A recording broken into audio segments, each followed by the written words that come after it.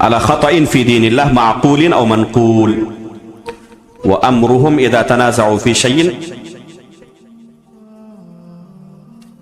كما قال تعالى يا أيها الذين آمنوا أطيعوا الله وأطيعوا الرسول.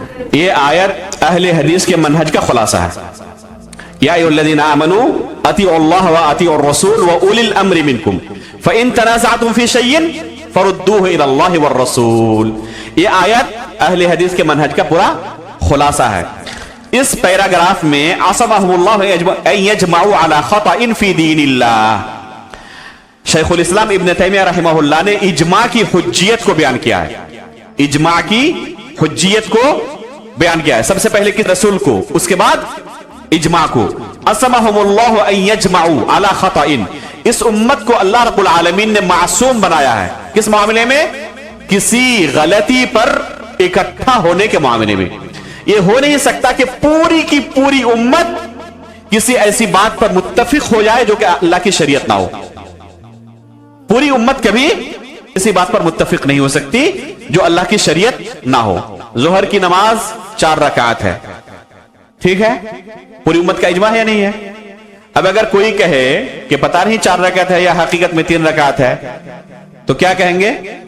یہ ممکن نہیں ہے کہ پوری کی پوری امت ایک غلطی پر اجماع کر لے اور متفق ہو جائے. زنا حرام ہے, کسی کا کوئی اختلاف ہے؟ اب اگر کوئی کہے کہ ہو سکتا ہے کہ اللہ کی شریعت میں یہ حلال ہے, جیسے کہ باطنیہ فرقہ کہتا ہے, تو کیا کہا جائے گا؟ یہ ممکن نہیں ہے کہ پوری کی پوری امت ایک ایسی بات پر متفق ہو جائے شریعت ہونے کے معاملے میں جو حقیقت میں اللہ کی شریعت نہ ہو. یہ ممکن نہیں ہے. اللہ رب العالمین نے اس امت کو معصوم بنایا ہے اس باب میں کہ تمام کے تمام لوگ کسی غلطی پر اجماع کر لیں اور متفق ہو جائیں. اس کے بعد وَهَكَذَا الْمُبْتَدِعُونَ مِنْ هَذِهِ الْأُمَّةِ, اس جملے سے انہوں نے اہل بدعت پر رد کیا ہے صراحت کے ساتھ کہ بدعتوں کی یہی صفت ہوتی ہے کہ وہ کیا کرتے ہیں؟ شک و شبہ پیدا کرتے ہیں.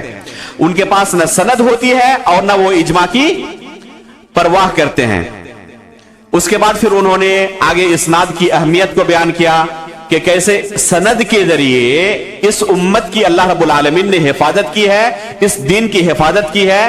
یہاں تک کہ کوئی اس دین کے اندر, حدیث رسول کے اندر ایک لفظ بھی بڑھانا چاہے, واو بھی بڑھانا چاہے, ایک زبر زیر بھی بدلنا چاہے تو پکڑا جائے گا. پکڑا جائے گا نہیں پکڑا جائے گا؟